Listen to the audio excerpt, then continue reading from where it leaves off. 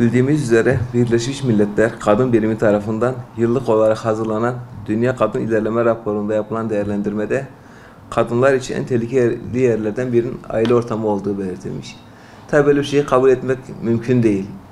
Öncelikle kadınlar için en tehlikeli yerlerden birinin aile ortamı olduğunu söylemek, sokağı ve gayrimeşru bir hayatı özendirmekten ibarettir diye düşünüyorum. Aile kurumunun yozlaşması toplum sağlığını da doğrudan yozlaştırmaktadır.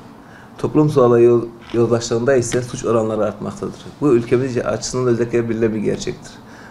Sadece bölgemiz için değil, tüm dünya geneline de baktığımız zaman aile sağlığı ne zaman bozulmuşsa toplum sağlığı da bozulmuş ve bunun çerçevesinde de yeni suç türleri ortaya çıkmış, suçlarda artış ortaya çıkmıştır.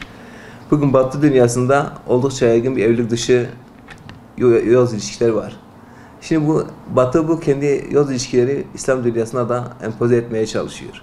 Halbuki bizde biliyorsunuz yuvayı dişi kuşu yapar sözü geçerlidir. Ferdi yetiştiren ilk mektep biliyorsunuz ailedir. Çocuk önce ailede gelişir, orada kendini gösterir, orada bir kişilik sağlar. Hatta çoğu zaman bilirsiniz aile terbiyesi almamış mıydır bazıları için. Bu aile kurumuna da sağlıklı olduğunu, ne kadar önemli olduğunu göstermek açısından önemli sözler. Bu nedenle insanlar için en güvenli yerlerden biri olan ailenin kadın için en tehlikeli yerlerden biri olduğunu iddia etmek bilimsel gerçeklerle de uyuşmamaktadır. BM'nin bu raporu sadece toplumu daha çok yozlaştırma amacına gitmektedir. Onun dışında bir faydası olacağını düşünmüyorum. Öncelikle şöyle söyleyeyim, aile dağıldığında bir kere aile terbiyesi kavramı da ortadan kalkacaktır. Çünkü aile olmadan aile terbiyesi de olamaz. Sokaktaki sokak kültürüyle veya gelişmiş şu andaki kapitalist kültürle yetişen bir insandan çok fazla vicdanlı olmasını, çok fazla merhametli olmasını bekleyemeyiz. Özellikle bizim gibi toplumlar açısından bu daha da kötüdür. Çünkü bizim dinimizde de biliyorsunuz temelinde aile var. Gayrimeşru bir hayat özendirilmemelidir diyor hiçbir şekilde. Gayrimeşru hayat yasaklanıyor hatta. Biz bunu eğer aileyi parçalarsak öncelikle gayrimeşru hayatı özendirmiş oluruz. İnsanları sokağa çıkarmak, oradaki sokak kültürüyle yetişmesini sağlamak, oradaki sokaktaki kötü şeylerle de karşılaşmasını sağlamak anlamına geliyor.